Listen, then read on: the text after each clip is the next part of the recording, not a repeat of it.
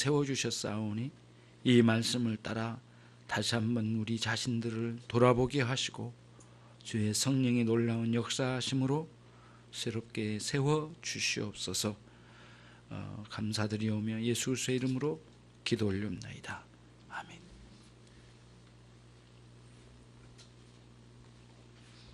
유 집사님 저 껐으면 좋겠는데 그냥 스위치만 끄시죠.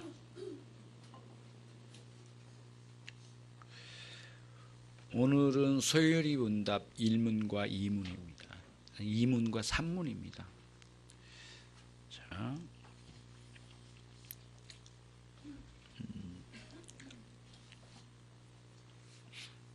소요리 문답 제2문. 우리가 하나님 자신에게 어떻게 영광을 돌리고 그분을 영원토록 즐거워할 것인가를 지시하시고자 하나님은 무슨 규칙을 우리에게 주셨습니까?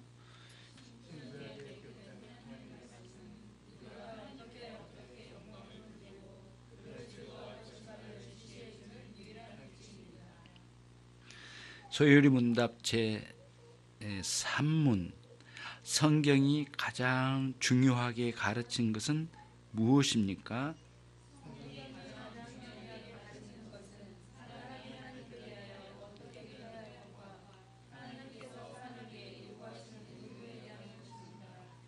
아멘. 자, 그러면 이제 시편 119편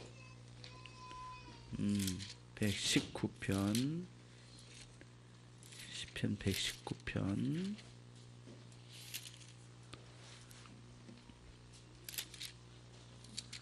43절 말씀.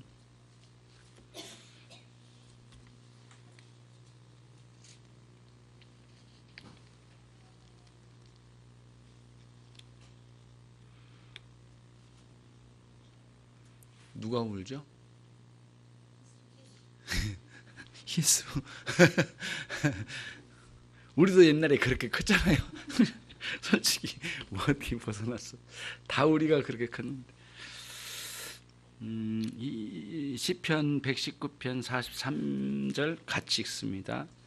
진리의 말씀이 내 입에서 조금도 떠나지 말게 하소서. 내가 주의 규례를 바랐음이니라. 아멘. 그러면은 이제 그 인생의 목적이 하나님을 영화롭게 하고 하나님을 영원토록 즐거워하는 것이 인생의 목적이래요.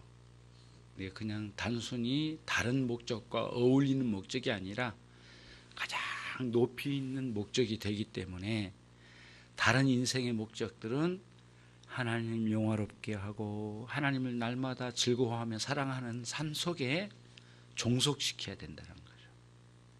우리 착각하지 말고 다른 모든 목적은 그 밑으로 들어오도록 질서를 유지하고 때로는 아픔이 오더라도 그 일은 꼭 해야 되겠어요. 그러면은 어떻게 하나님을 영화롭게 할까요? 어떻게 하나님을 즐거워할까요? 영원토록 그런 내용들을 이제 우리가 어디서 배워야 되겠는가? 어디서 가르쳐 준가? 그거는 신구약 성경에서 가르쳐 준다. 그런 말씀이에요. 그런데 이 신구약 성경은 하나님의 놀라운 성령님의 역사하심, 그 영감을 통하여 기록으로 남겨서 우리에게 구체적으로 어떻게 살아라라고 주신 말씀으로 주셨다는 거예요. 그게 이제 오늘 본 말씀이에요. 그러니까 신앙의 여러 가지 원리, 우리가 무엇을 믿어야 될지를 그리고 또 무엇을 어떻게 살아야 될지를 알려주는 말씀들이에요. 그런 말씀이죠. 그러면 이제 오늘 중요한 거는 소요리 문답은 거기까지 하고요. 이제는 오늘 그러면 실제적으로 그게 어떻게 그렇게 이루어지는 건가? 하나님을 영화롭게 하고 영원토록 즐거워하는 삶을 살려면 살고 싶은데 그럼 어떻게 이루어지는가? 그거를 오늘 이야기하고 싶어요. 오늘 이제 시편 119편 43절의 말씀이 이제 우리 본문의 말씀이고요. 보면은 그 시편 43편 아니 119편 43절에 본문 말씀은 이렇게 두 단락으로 되어 있어요. 그렇죠? 여러분 본문 보고 계십시오. 두 단락으로 되어 있네요. 먼저 첫 단락을 한번 읽어볼까요? 진리의 말씀이 내 입에서 조금도 떠나지 말게 하소서. 진리의 말씀이 내 입에서 조금도 떠나지 말게 하소서. 진리는 우리 인간을 생명으로 인도하는 영원히 변질되지 않는 가르침이 진리예요. 우리를 영원한 생명으로 인도하는 가르침에 변질되지 않는 영원한 말씀, 가르침. 그 가르침이 진리거든요. 하나님 말씀 외에 그 무엇이 또 그 자리에 들어오겠느냐고요. 하나님의 말씀인 그 진리의 말씀이 내 입에서 떠나지 않게 해달라는 거예요. 예, 내 입에서 떠나지 않게 해달라는 거예요. 그러면 여기서 이제 이렇게 생각할 수 있겠죠. 간단하게 생각하면 하나님의 말씀을 늘 읽게 해달라고 한다든가, 하나님의 말씀을 늘 내가 묵상하게 해달라든가, 하나님의 말씀을 늘 입에 이렇게 읽게 만들게 한다든가, 그런 단순한 의미가 아니에요.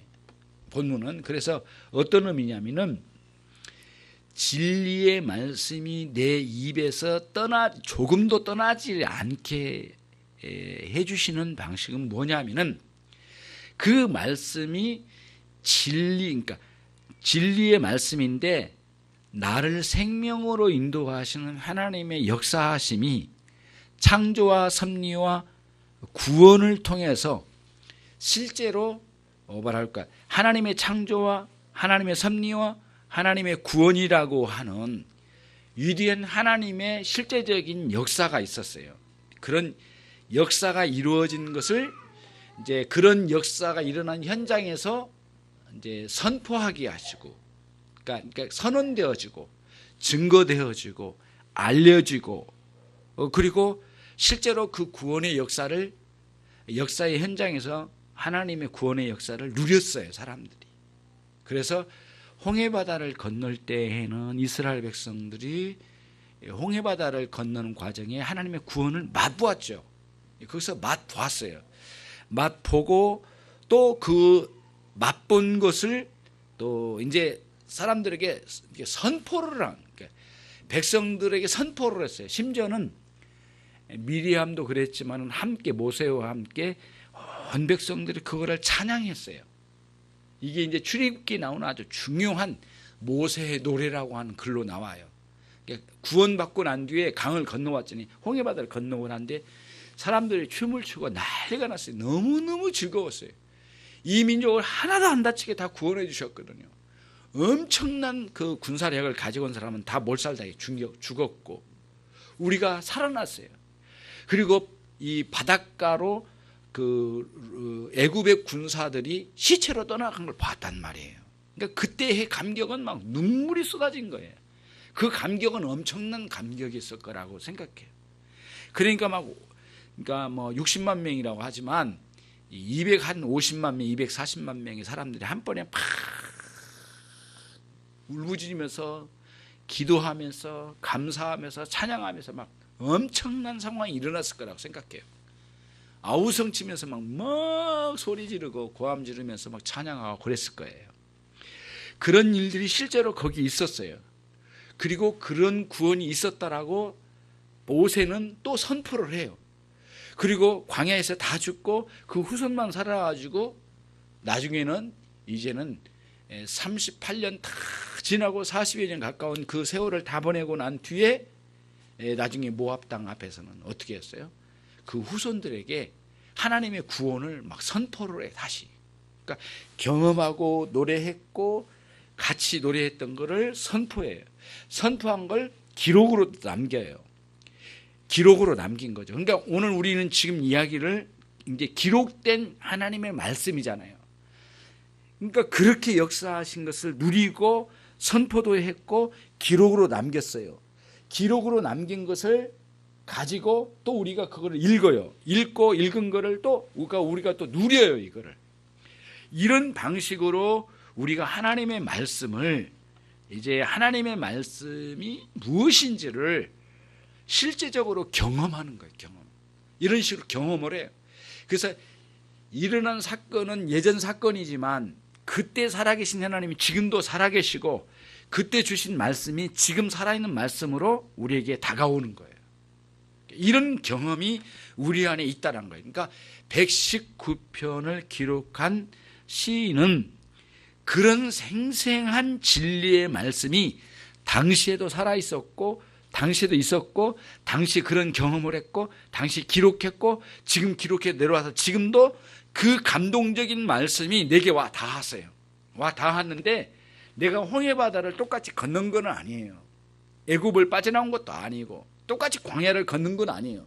같은 환경 같은 상황으로 들어간 건 아니지만 그 같은 상황 같은 지역이나 같은 시간은 아니지만 그것과 별반 다르지 않는 이 세상에서 굴러먹다가 정말 하나님 모르고 막되게 살던 우리 인생들을 그 죄의 노예 상태로 살던 우리들을 끌어와서 우리를 구원하셔서 이렇게 여기까지 인도하셨어요.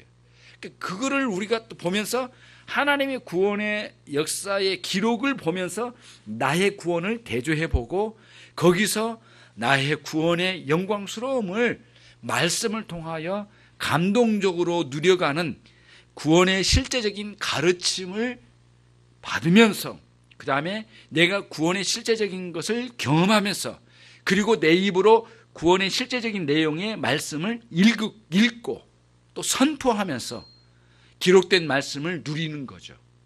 이런 상태에 있는 거예요. 만약에 그런 상태에 있는 사람은 실제 생활 속에서 말씀을 경험하기 때문에 말씀을 경험한 사람은 입술로 증거하지 않을 수 없어요. 누구에게 말한다기보다는 스스로가 쏟아져 나와요. 입술을 통해 내 입을 통해 쏟아져 나와요. 그건 뭐냐면은 너무 감사해요. 너무 감사해요 하나님. 나 같은 죄인을 구원하신 하나님 감사해요. 그러니까 이런 말씀의 은혜의 경험이 없는 사람은 나오는 것마다 불평해요. 왜 그렇게 어려움이 많은지 몰라. 처음부터 끝까지 어려움이에요. 그리고 어떻게 하든 내 어려움을 사람들에게 말을 해가지고 사람들이 아유 우리 김 집사님 어려워 죽겠다. 어떻게 하냐 우리 김 집사님. 아이고 일주일 내내 대성통곡하면서 울어주길 바라는가? 그것도 아니야. 그런데도 자기 안에 있는 생명의 말씀의 경험이 없으니까 그걸 끊임없이 안에서 사실상은 어려움을 말하는 게 아니라 하나님을 향한 원망과 불평을 말하는 거예요. 다른 게 아니에요. 그래서 생명의 말씀의 경험이 필요로 한 거예요. 그거를 깨뜨려 봤어요, 시인이. 그래가지고 오늘 지금 이야기하고 있는 거예요. 43절 한번 봐요. 119편 43절. 다시 한번 읽겠습니다. 시작. 진리의 말씀이 내 입에서 조금도 떠나지 말게 하소서. 떠난 거예요, 그 사람들은. 말씀의 경험 없으면 떠난 거예요. 불평하고 원망하는 사람들 속에는 이미 입술에서 떠났지만 입술이 이전에 뭐 어디예요? 마음과 이 심령 깊은 곳에서 말씀이 떠나버린 거예요. 말씀의 경험이. 말씀의 은혜의 역사의 경험이 떠난 거예요. 그거를 이야기한 거예요, 여러분. 시인이 그걸 본 거예요. 분명히 자기도 경험했을 수도 있어요. 너무너무 괴로워요. 그때 말씀의 은혜의 경험이 없어요. 신자는 이런 말씀의 은혜의 경험이 없는 것은 거의 죽어있는 상태라고 봐야 돼요. 예. 아니라고 우리가 하고 싶어도 목회자가 인정이 많아가지고 아이고 그래도 집사님 살아있어 그렇게 말해주고 싶어도 말씀은 오늘 말씀 본문은 그런 사람은 거의 말씀이 죽어있는 거예요. 그러니까 내 입에서 떠나지 않게 하옵소서. 진리의 말씀이 단순히 외우고 읽고 사람들에게 말하고 그 수준이 아니에요. 속에서 경험된 진리의 말씀이 경험된 것이 끌어가지고 쏟아져 나오는 그것을 말하는 거예요. 그걸 멈추지 않게 해달라는 거예요. 그냥 속은 없고 입에서만 나불거리는 그런 식의 가는 것은 아니에요. 그거는 아니에요.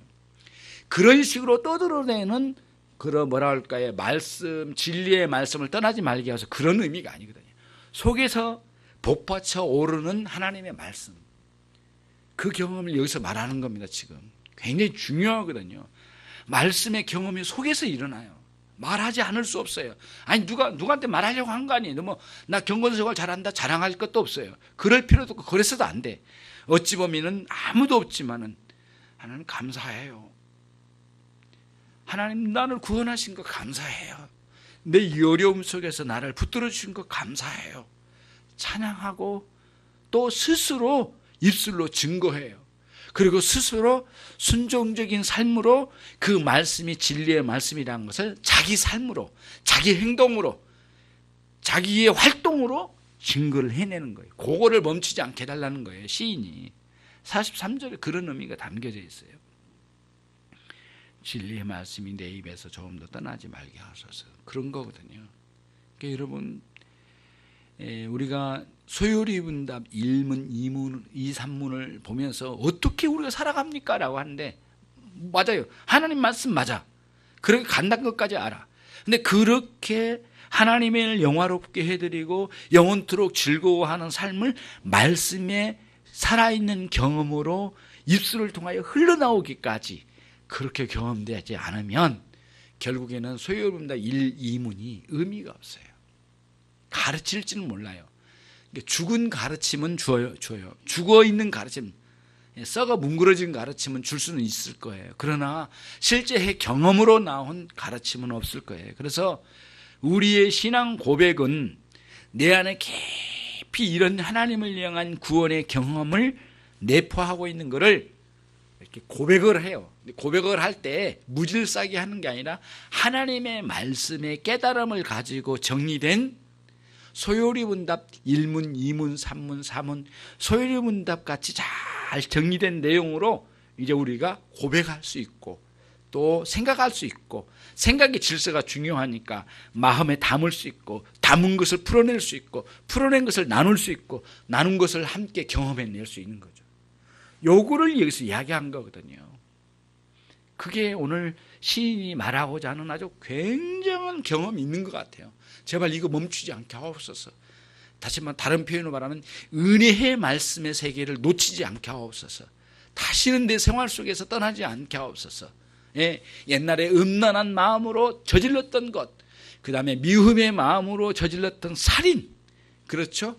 거짓 증거하고 온갖 술수를 가지고 인간적인 의의를 따라서 막 살려고 했던 그 더럽고 추한 옛날의 관습, 이것들을 폐기하고 그 자리에 하나님의 말씀의 경험이 이제 서야 되죠.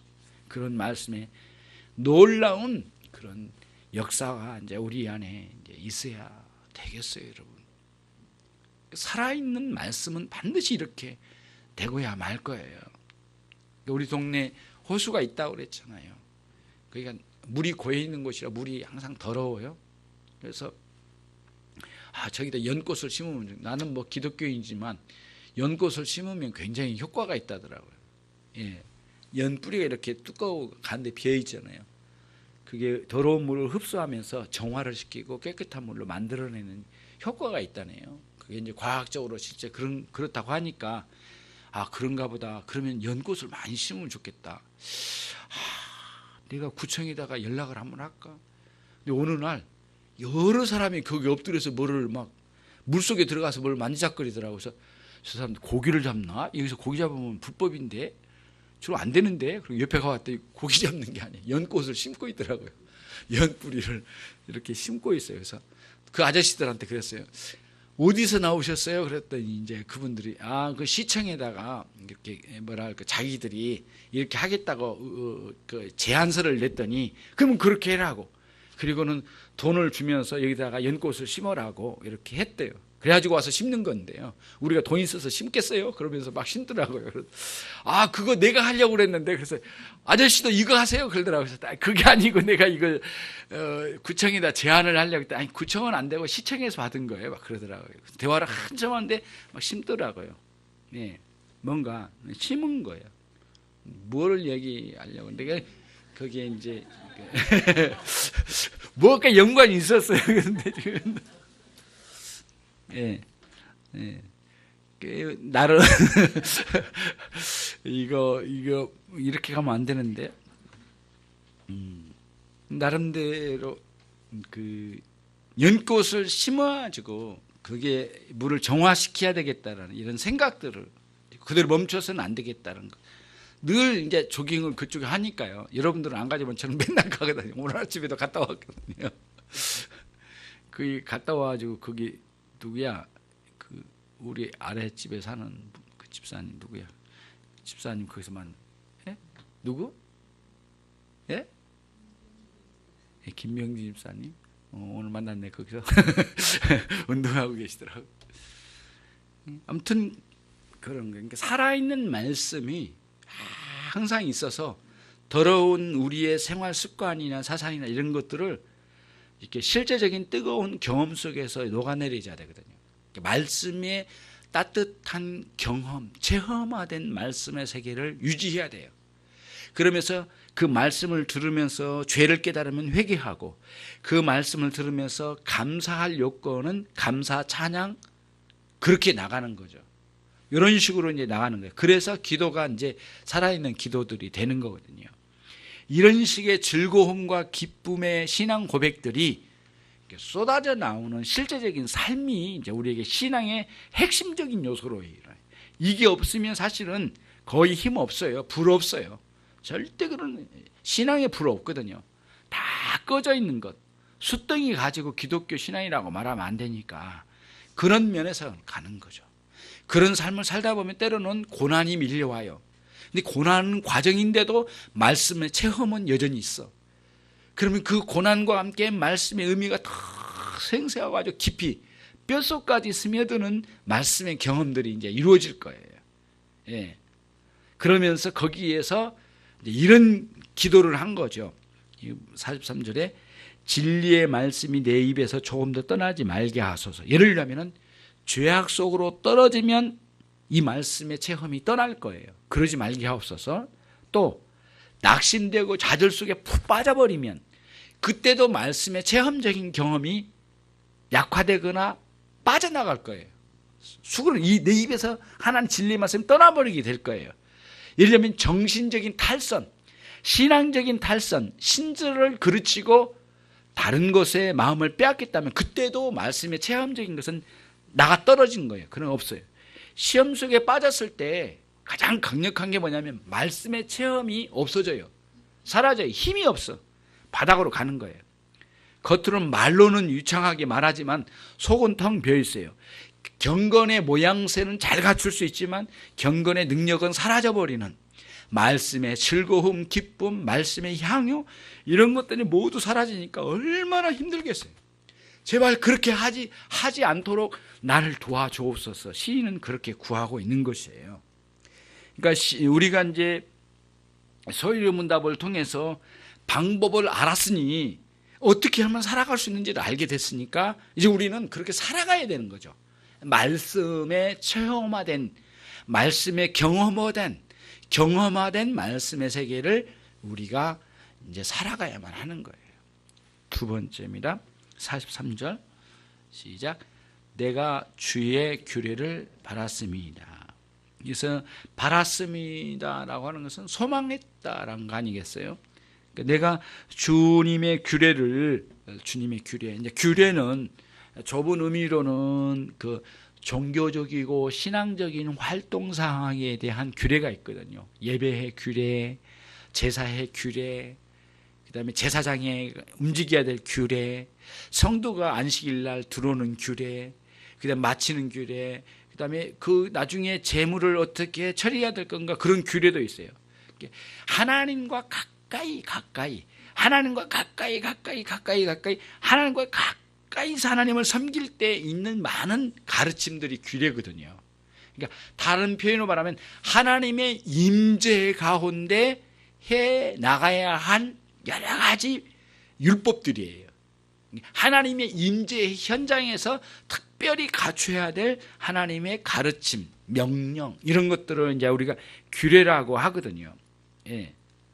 그래서 우리가 이제 그런 거죠. 온갖 시험과 두려움을 다 떨치고 이 악한 상황을 다 벗어나고 내가 하나님 주신 그 종교적이고 신앙적인 모든 아주 그 세밀한 가르침들을 뭐랄까요? 항상 품기를 소망합니다. 이거 놓치지 않기를 소망합니다. 항상 이게 떠나지 않기를 소망합니다. 그래서 하나님의 그 말씀의 체험이 떠날 때 제일 먼저 일어나는 뭐냐면은 그 신앙적인 활동이 제일 먼저 떨어져 나가요. 예. 제일 먼저 오후 예배를 떠나. 그 다음에 두 번째 구역 예배를 떠나. 세 번째 일부 예배, 오전 예배를 떠나. 그 정도 떠나면 엄청나게 떠나는, 거의 다 떠나는 거죠. 예. 그런 거죠. 새벽 예배 나오다가 안 나와. 수요 예배 나오다 안 나와. 금요기도 나오다가 나오다 안 해. 그렇게 그 다음에 이제 쭉 하면은 금요기도 안 나오신 분들 엄청 찔리긴. 가까운 교회라도 나가시라고. 반드시 금요기도에 들어오셔야 돼요. 그 다음에 이제 또 다른 것도 있죠. 뭐 성경 공부하다가도 이제 참여하다가 말다가 그래. 그러다가 이제 서서히 이제 본색이 들어가는 게 주일날 이제 오후 예배 때 나 바쁜데 요즘은 약속이 많아. 결혼식이 왜 이렇게 많아? 그러면서 막 결혼식이 뭔지 내가 어떻게 알아? 그걸 다 변명이 다 설명을 해. 설명할 필요가 뭐가 있어? 다 거기에 가. 오후 예배 가. 그다음 이제 다음 주에는 구역 예배를 한 번씩 빼본 거 볼까? 그걸 빼본 거. 그런 식으로 거꾸로 가는 거예요. 이렇게. 예. 그러니까 신앙이 약화되고 말씀의 경험이 없으면 이런 신앙 생활의 어느 부분 한 부분부터 무너지기 시작한 거예요. 그렇다고 해서 우리는 참여하지 않게 됐다고 해서 그게 다 무너졌다라고 말하기는 어렵죠. 생활의 삶이란 게 어떤 사람은 급하게 일이 있을 수도 있고 다 그런 거니까 거기까지 우리는 말하려고 한 게 아니라 시인은 그런 걸 보았어요. 그러니까 이제 자기가 말씀의 체험이나 진리의 말씀이 입에서 떠나더니 그 다음에 일어난 건 뭐냐면 규례, 제사 집례 할 때 형식적으로 가. 껌 씹으면 가. 아무 마음 없이 가. 그 남들이 가니까 소 파는데 개 따라가. 이런 식으로 막 가는 거예요. 그러고는 내가 왜 가지? 안식인 뭐하러 가지? 안 가도 괜찮던데? 그 저놈은 안 가던데? 나도 그놈처럼 이놈도 살자. 그러고는 같이 가는 거예요. 이제. 그런 식이에요. 그런 식으로 가는 거를 자기는 꿰뚫어 본 거예요. 그래서 내가 주의 규례를 갈망했어요. 열망했다 이거예요. 예. 그러니까 말씀의 은혜의 세계가 살아있으면 이 예배도 저 예배도 정말 사모하게 되는 거예요. 성경 공부도 그렇고 구역 예배도 그렇고 막 사모한 거예요. 그러니까 여러분 저는 이제 알아요. 왜 오후 예배를 안 드린지, 왜 구역 모임에 안 들어온지는 알거든요. 그렇게 생활을 안 해봤거든요. 또 해봤더라도 정말 재미없이 해봤거든요. 경험해본 것도 없고 짜증나는 모임이 됐을 거예요. 구속, 오늘 노회라고 했는데 노회 같은 생활처럼 보인 거예요. 이런 형식으로 드러난, 분명히 어디선가는 그걸 경험했을 거예요. 아니면은 아예 저 속으로 들어가면은 더 좀 내가 양보해서 구역 예배까지 양보해주면은 저 인간들이 나를 노예처럼 여길 거다. 까지는 아니지만 나를 구속할 거다. 아까 노예란 말을 누가 썼기 때문에 하는 말이에요.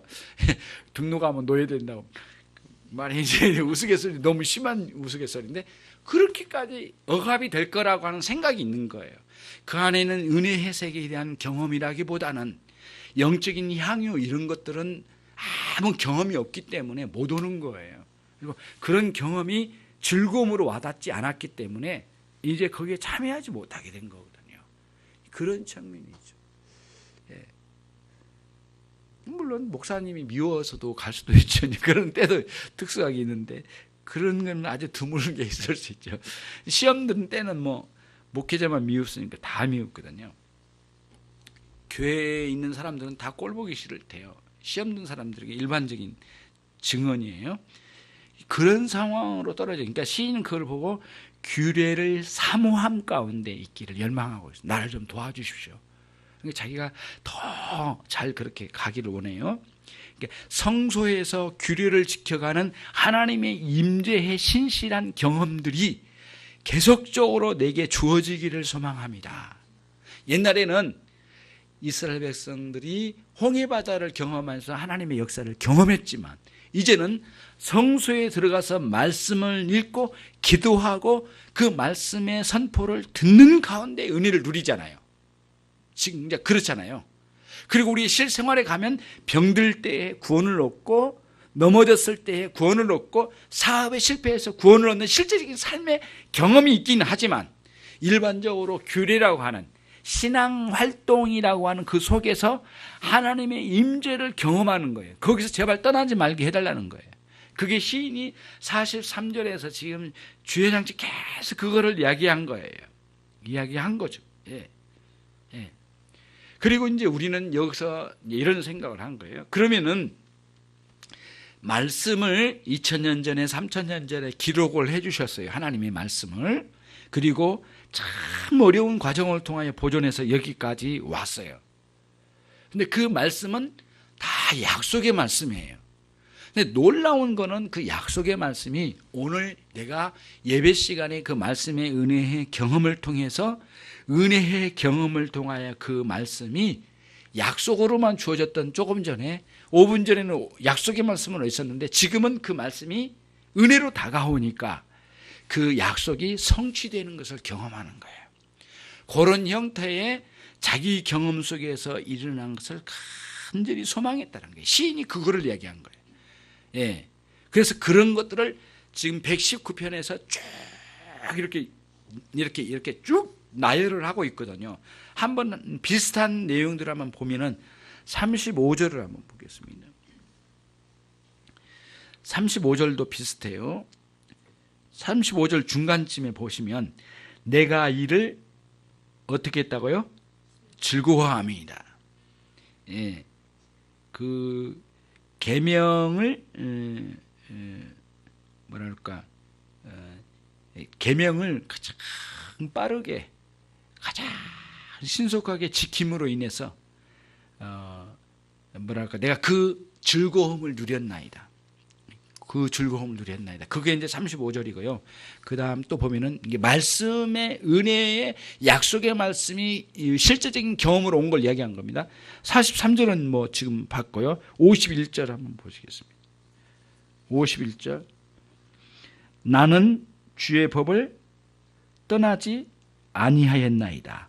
51절 나오죠? 나는 주의 법을 떠나지 아니하였나이다. 주님의 말씀에서 떠나지 아니하였어요. 굉장히 그런 그 같은 맥락의 말씀이에요. 주님의 말씀 안에 거하였다, 순종하였다 그런 뜻이에요.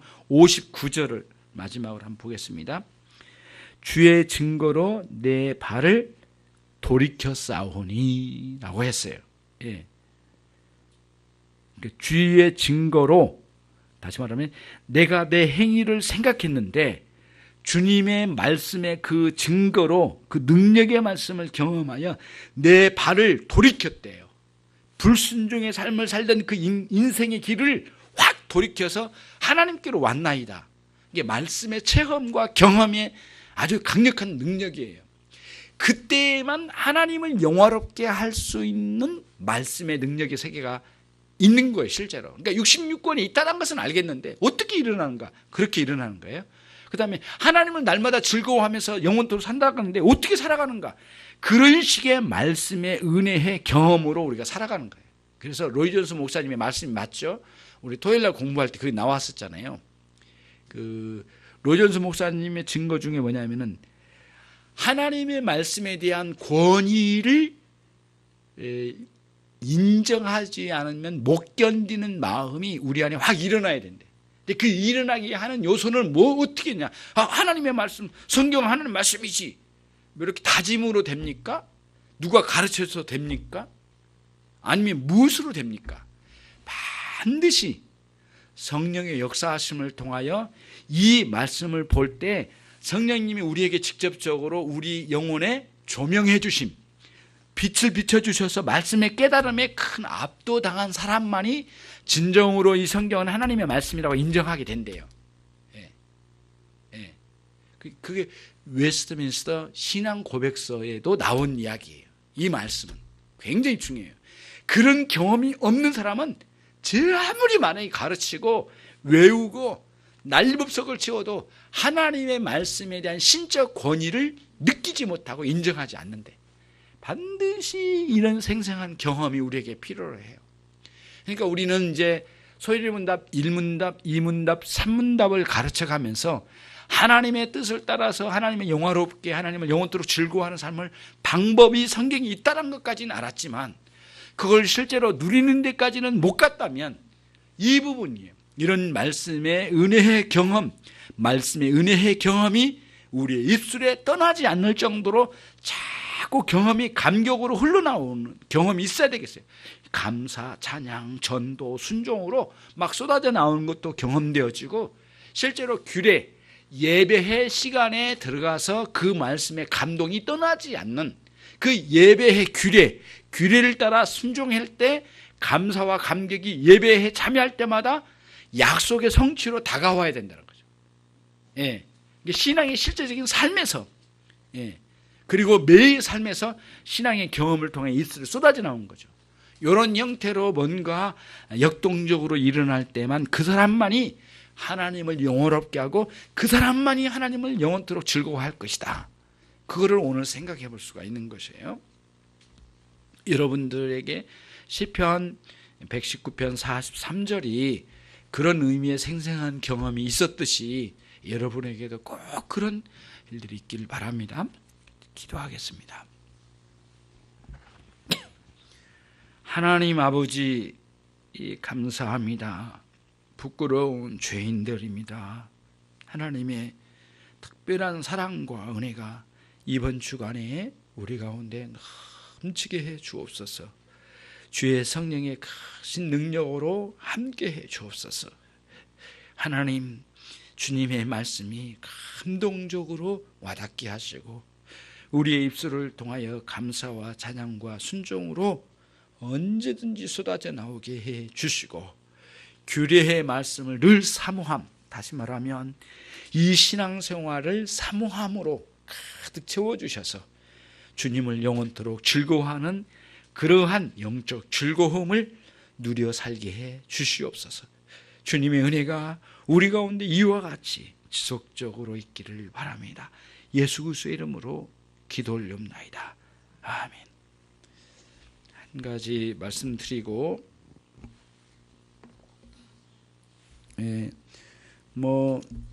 우리 김지혜 자매 이번 주간에 결혼식이 있네요. 제가 광고를 오전에 한번 하려다가 깜빡 잊었는데, 위해서 좀 많이 기도해 주시고 새로운 가정을 이제 꾸려 나가시는데 하나님의 은혜가 많이 있었으면 좋겠어요. 그래서 많이 기도해 주시고, 물론 우리가 결혼식에 다 참여하지는 못하지만 나름대로 또 개인적으로 축하도 하고 위로도 해주고, 위로? 많이 하죠. 그러네. 결혼이란 게 어려우니까 또 그렇게 해서 좋은 과정들이 되었으면 좋겠어요.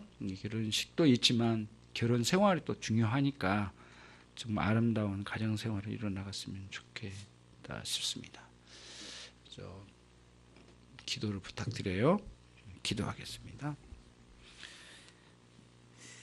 주 예수 그리스도의 은혜와 하나님 아버지의 극진하신 그 사랑과 우리 성령님의 내주 교통하심이 모든 인천 열린교회 권속들과 특별히 이번 주간에 결혼을 하게 되는 우리 김지혜 자매 위에, 그의 삶의 전생의 위에 지금으로부터 영원토록 함께 있을지어다. 아멘.